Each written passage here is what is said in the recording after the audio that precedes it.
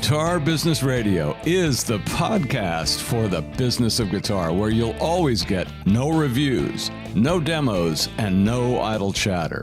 From players to CEOs and in between. If you have a professional or business connection to the world of guitar, this show is your window to insight and information you won't get anywhere else.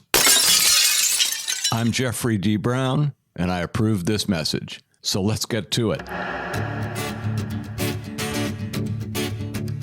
From Guitar Business Media, welcome to the 65th episode of GBR, the show that offers you a view of the guitar world from a unique business perspective. You won't get it anywhere else.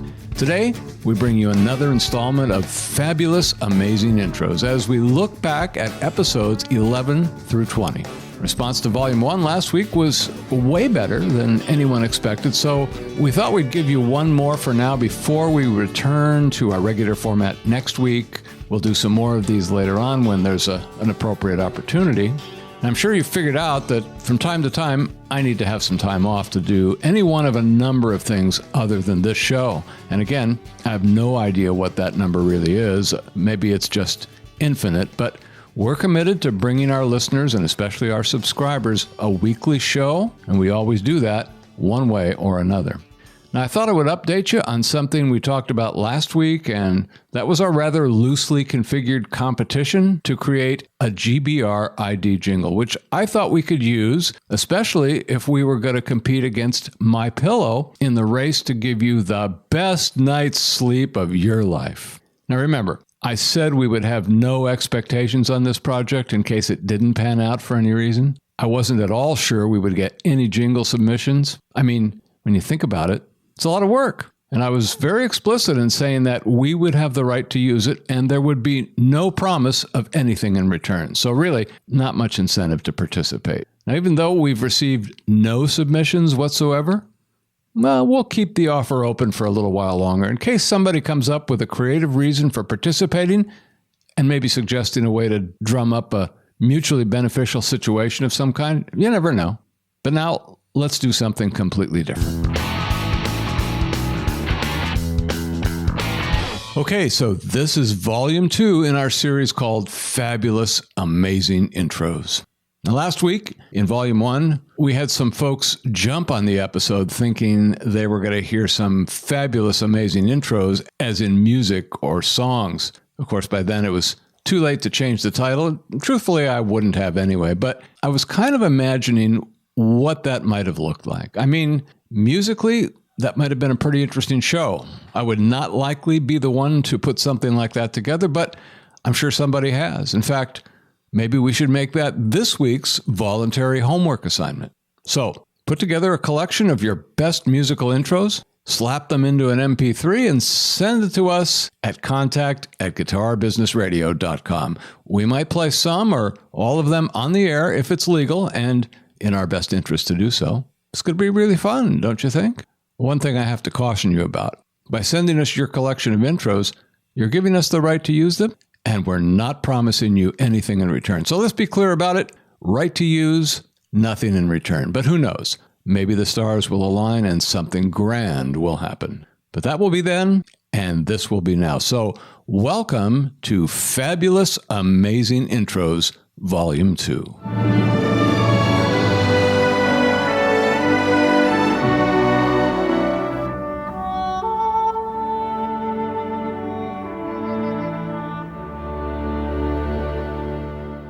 So shortly before episode 11, I got an email from Will Kelly, who's a longtime columnist at Vintage Guitar magazine, and he pitched his story to me. I didn't know him at all, but I said, let's have a phone call and talk about it. And during the call, I learned a lot of interesting things about Will, and I invited him to come on the show, and here's how I introduced him. Well, if you're one of the more than 70,000 readers of Vintage Guitar magazine, and on top of that, the digital version, you probably know the name Will Kelly. Now, that's because he's been writing a monthly guitar repair column and feature articles there for the last 12 years. And while he shares quite a family history in the music business, the real story here is how a big break came along and took his career and business to the next level and changed everything for the better. We'll hear about that and much more as Will Kelly joins us right here and right now. So one of the things I learned about Will is that he has a really interesting approach to doing repairs and building unique instruments. And because he's written books and done a lot of videos and continues to write his vintage guitar column called Shop of Hard Knocks, he's been able to share a lot of his knowledge and skills with others who might benefit from that information. And you can read his current column in Vintage Guitar magazine or in the digital version available at vintageguitar.com. So early on, Pat Wilkins kept telling me we ought to interview Andy Beach. Not just because he'd been building some terrific guitars for a long time and that he had built many guitars for Prince, and Zakk Wylde, and others, but also because for several years he'd been involved in a project in Africa to help develop guitar building skills for local residents. And it turned out to be quite a fascinating story. So here's the introduction. While Andy Beach has been building his own well-known brand of Dhehatri guitars for nearly 3 decades, his career also includes years working with Zakk Wylde, as well as building like 31 guitars for Prince. You remember the Cloud and Cymbal guitars? Well, now he's involved in a new and meaningful guitar project that's been taking him back and forth to Africa. And we'll hear about that and much more as Andy Beach joins us right here and right now. Well, since our interview, I can see that Andy has been very busy with lots of social media postings of more incredible work. And if you'd like to see more from Andy Beach and Dhehatri Guitars, take a visit at dhehatriguitars.com. So I first heard about Jamie Gale around 2018 NAMM show as he was the producer and still is of the Boutique Guitar Showcase. And that brings together many of the world's most creative and talented guitar builders into a collective setting, giving these folks a chance to be seen and heard on a much broader scale than they might otherwise on their own. We reached out and got Jamie on episode 13 for an informative and enlightening interview. Here's the intro. Well, in his career so far, Jamie Gale has been seen as an artist, retailer, gallerist, curator, distributor, manufacturer, and consultant in the guitar business. But more recently, he's probably best known for bringing many of the world's most innovative guitar makers together in a collective manner to NAMM shows, as well as many major cities around the globe. He's the creator and curator of the Boutique Guitar Showcase, and we'll hear about that and much more as Jamie Gale joins us right here and right now. So after Summer NAMM, we brought Jamie back on the show with John Moody of GHS Strings and Howard Paul of Benedetto Guitars to do a detailed analysis of 2018 Summer NAMM, and that gave us some very differing views of the same show. Fortunately, I was able to meet up with Jamie at this year's Winter NAMM show in Anaheim for the first time and discovered that he's a very tall guy. And I'm not short, just saying. If you'd like more information, just visit boutiqueguitarsshowcase.com. Well, Tom Bedell has quite a story. He got into the guitar business as a young teenager, built a thriving enterprise, sold the company, went to college, built a highly successful business unrelated to guitar, retired, and then started all over again under slightly different circumstances, of course. And then he built another thriving guitar business. We know that business today as Breedlove Guitars, Bedell Guitars, Weber Mandolins, and much more. It was a very enjoyable and often entertaining interview, and this is how I introduced him. Well, Tom Bedell started his first guitar business at around the age of 14. 14! And today, just a few decades later, he's the owner of 3 well-known and respected brands in the industry. How did he get here from there? What does it all mean now? And where is the future taking him? You know, we could all wait around for a time capsule to show up, or we could just ask him, as Tom Bedell joins us right here and right now on GBR. Unfortunately, our schedules collided at Winter NAMM this year, so I missed an opportunity to chat with Tom Bedell, but you can certainly find out more at bedellguitars.com. Many of you know that John Page was one of the original founders of the Fender Custom Shop, along with Michael Stevens. And wow, does he have some stories to tell about that experience. On top of all that, since he left Fender quite a few years ago, he's established a business with a reputation for building excellent guitars while enjoying his Pacific Northwest lifestyle. Here's the intro.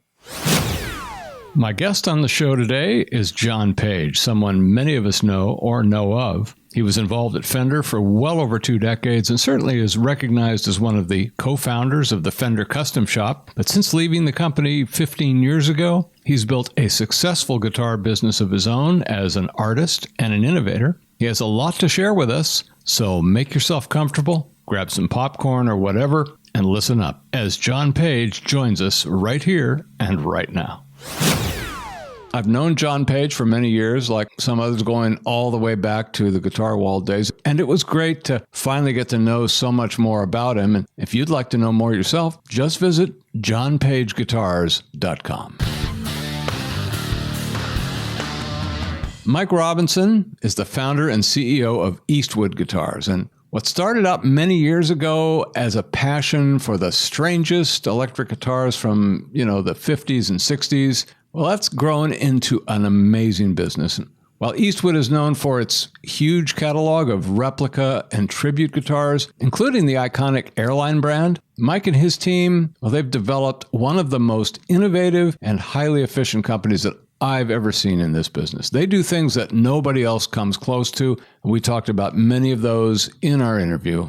And here's my intro for Mike. Well, Mike Robinson started Eastwood Guitars about 16 years ago out of a passion for those wild and crazy electric guitars from the 50s and 60s.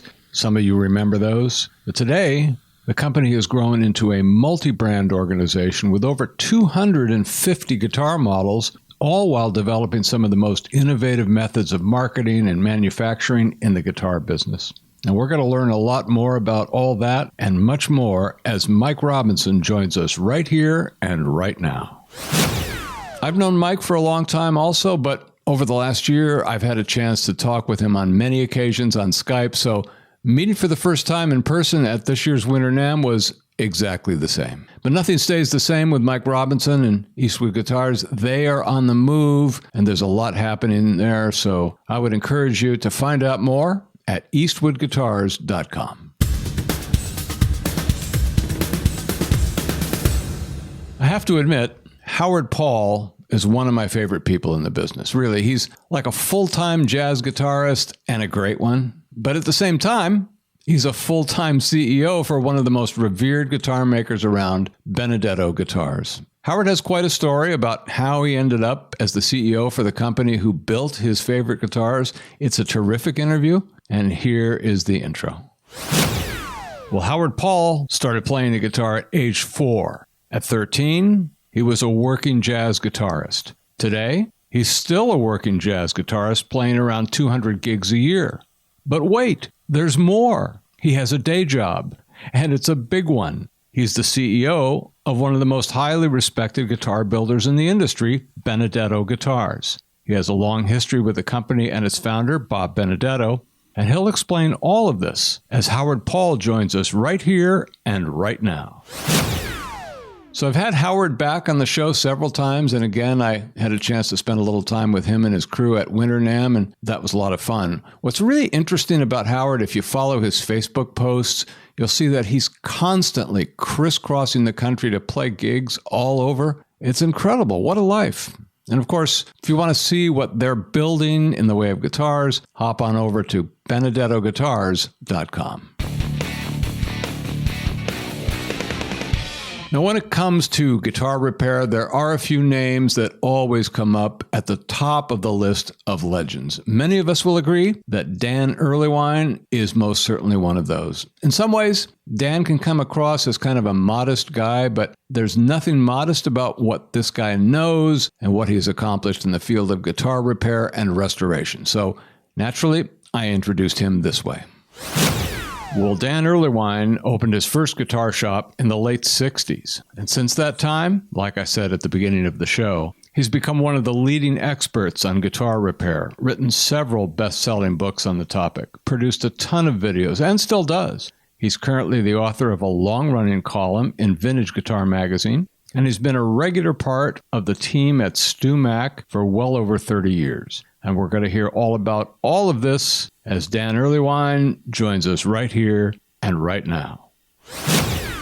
This episode to this day has been one of our most popular, and we get an awful lot of wonderful comments from listeners all over the place. And no wonder. He's a beloved character and definitely a one-of-a-kind. You can, of course, see more for yourself at danearlywine.com. Well, after interviewing John Page on episode 15, I knew I was going to have to bring Michael Stevens on one way or another. Mike was the other co-founder of the Fender Custom Shop, and like Page, he left to pursue his own creative career building some just extraordinary guitars on his ranch in Texas. Here's the Michael Stevens intro. So without any further delay, I want to bring in our special guest on the show today. He's a very unique character who is known and worked with so many great players in the business like Stevie Ray Vaughan, Eric Johnson, Junior Brown, and so many others, just too many to mention. He was the founder of the Fender Custom Shop along with John Page, who we interviewed here just a few episodes ago. And if you've not listened to that episode yet, you'll probably want to after listening to this one. It's an amazing story, and we're going to hear all about it from the one who's lived it, as Michael Stevens joins us right here and right now. So this interview with Mike Stevens was it was the longest to date at the time. We've had some longer ones since, but I thought it was a really moving story in so many ways. There was a lot of feeling in this, and I suspect that has something to do with the fact that this episode is still to this day the most listened to show on GBR. If you haven't listened to it, I highly recommend it. You can also take a look at his great work at stevensguitars.com. In episode 20, I wandered back into the CEO village with our interview of Patricia Butler at ArtistWorks. Patricia is an articulate business professional with a passion for her company, and boy, that certainly comes across in this interview. Here's the intro. Patricia Butler is the CEO of ArtistWorks. About 10 years ago, there was a problem that needed to be solved. The solution resulted in the development and evolution of a unique online learning platform based on patented video exchange technology. Today, while still offering a strong emphasis on guitar education in all areas, ArtistWorks now offers courses in a number of other musical disciplines and is now getting ready to embark on a bold new growth initiative to take the company to the next level. And we'll hear all about this in great detail as Patricia Butler joins us right here and right now. Something that I have to say about Patricia is that she has always been a good friend of GBR and has been instrumental in connecting some of the great artists that work with them to the show here. Both Nathan East and Guthrie Trapp came to us through Patricia's connection, and we really appreciate that. So if you're interested, you can find out much more at artistworks.com. So what did you think of this week's episode? We always want to hear from you, and you can do that easily through the official episode page on our website at guitarbusinessradio.com or on Facebook and Twitter at Guitar Business. You can email us directly at contact@guitarbusinessradio.com. And of course, if none of that works for you, just call us on our GBR hotline at 888-777-2404. You can do that right now if you like, or later. Operators are currently looking for something to do, so if you call right now, I'm sure they would be grateful. So, once again, we presented you with some what amounts to promotional or preview clips about 10 of our previous episodes. And so this is not just designed to fill airtime, so to speak. And I mentioned last week that we now have an archive of 65 shows. Well, it was 64 then, but it's 65 now, which in the world of podcasting is certainly not an enormous number. But then again, we've only been doing this for 65 weeks. Still, there's a lot of material there. And, this is not a pop culture show, and I'm not a famous celebrity, except in my own mind, but that's another topic for an offline discussion. But we've had over 30,000 listeners to the show so far. And again, while that's not a huge number compared to big name shows with big budgets, I think it's pretty good because this is really a business-focused show. We promote it that way, and as a result, I think that tends to narrow our audience just a bit.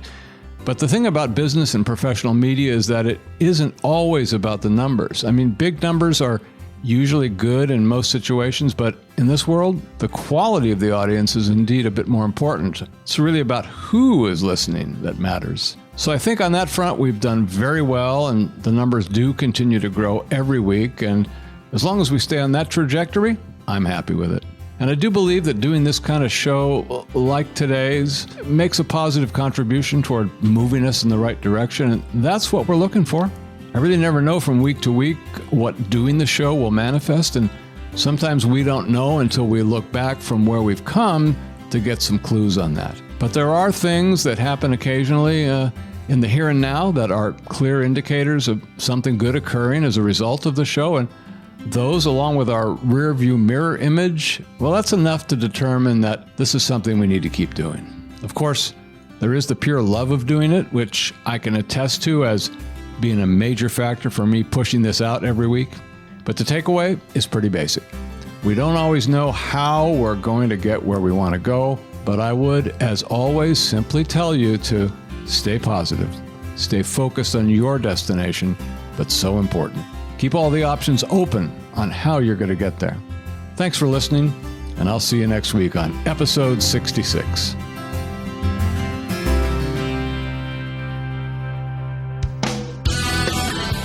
And that's it for this episode of Guitar Business Radio. Thanks for being with us. You can stay tuned and stay in touch at guitarbusinessradio.com.